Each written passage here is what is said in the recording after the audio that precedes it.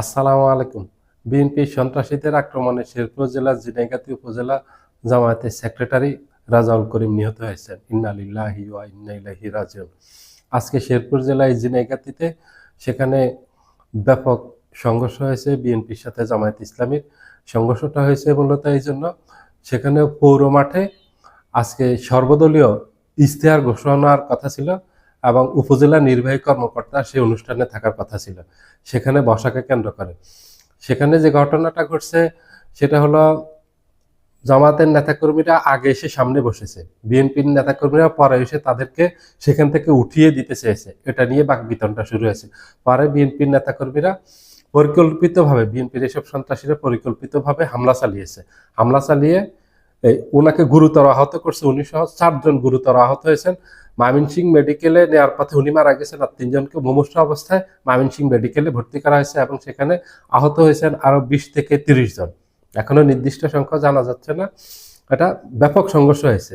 সারা দেশব্যাপী বিএনপি যেভাবে সন্ত্রাসের রাজত্ব কায়েম করছে, নির্বাচনী শিডিউল ঘোষণা করার পর এই যে জামাতের নেতাকর্মীরা বিভিন্ন জায়গায় প্রচারণা করতে যাচ্ছেন নির্বাচনী, সেখানে বিএনপি নেতাকর্মীরা ন্যাক্কারজনকভাবে, লজ্জাজনকভাবে জামাতের নেতাকর্মীদের উপর হামলা চালাচ্ছেন। এমনকি জামাতের মহিলা যেসব কর্মী আছে তাদেরকেও বাদ দিচ্ছে না, তাদেরকে হেনস্থা করতেছেন, তাদের গায়ে পর্যন্ত হাত তুলছেন। এরকম একাধিক ভিডিও ভাইরাল হয়েছে, একাধিক ঘটনা ঘটছে। এটা থেকে বিএনপির কেন্দ্রীয় নেতৃবৃন্দ কোনো ধরনের তাদের বিরুদ্ধে সাংগঠনিক ব্যবস্থা নেয়নি। না নিয়ে যেটা প্রমাণ করেছে যে বিএনপি চাইছে এই ধরনের ঘটনা ঘটুক, আর এই ধরনের ঘটনা ঘটলে মানুষ ভয়ে থাকবে, আতঙ্কে থাকবে, বিএনপিকে ভোট দেবে। বিএনপি ভুল রাজনীতি করতেছে।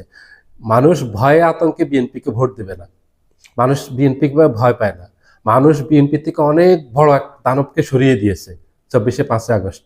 বিএনপি তার কাছে কিছুই না।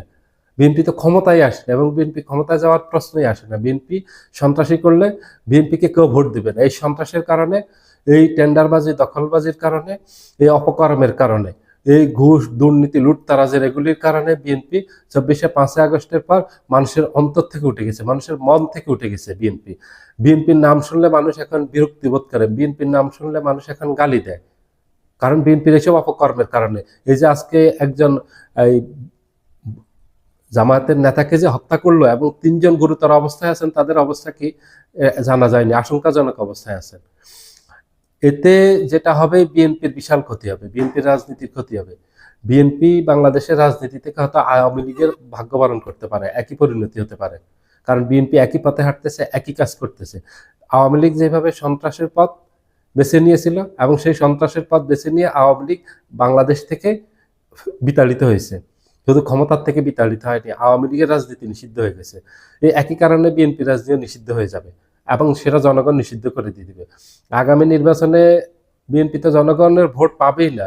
আগামী নির্বাচনে বিএনপি রাজনীতি করতে পারবে কিনা, বিএনপির ভবিষ্যৎ রাজনীতি থাকবে কিনা বাংলাদেশে, সেটা নির্ধারিত হবে, বিএনপির ভাগ্য নির্ধারিত হবে আগামী নির্বাচনের মাধ্যমে।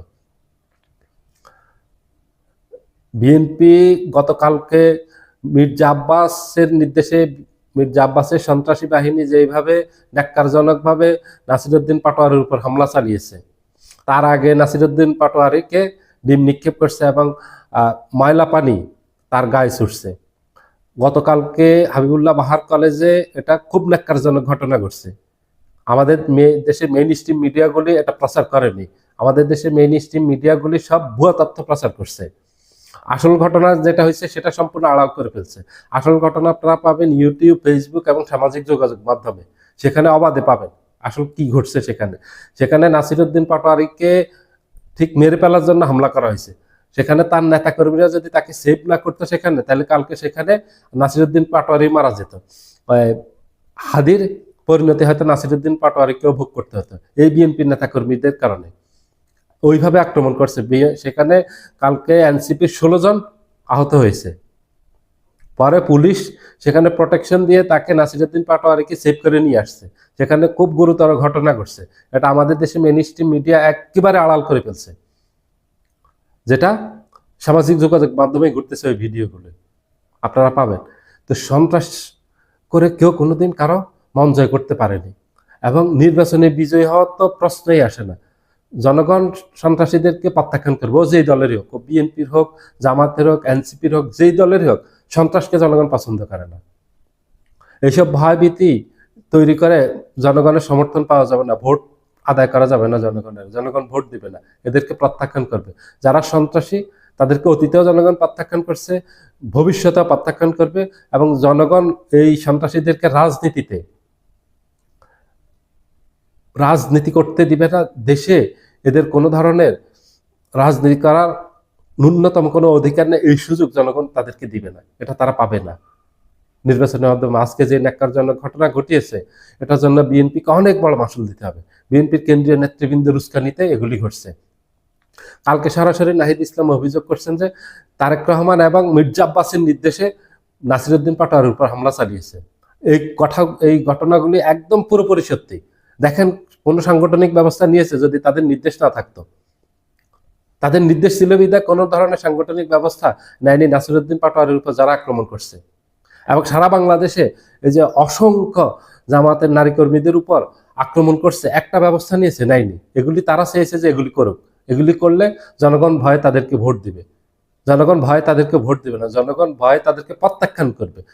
মানুষ এগুলিকে ঘৃণা করে খুব, মানুষ এগুলিকে পছন্দ করে না। বিএনপি যে রাজনীতি করতেছে, বিএনপির এই রাজনীতি মানুষ পছন্দ করে না। এটা সমুচিত জবাব দিবে, কঠিন জবাব পাবে বিএনপি নির্বাচনের মাধ্যমে। বিএনপিকে প্রত্যাখ্যান করবে মানুষ। বিএনপির এই রাজনীতি মানুষ ঘৃণা করে, তারেক জিয়ার এই রাজনীতি মানুষ ঘৃণা করে। একটা ঘৃণিত মানুষ তারেক জিয়া।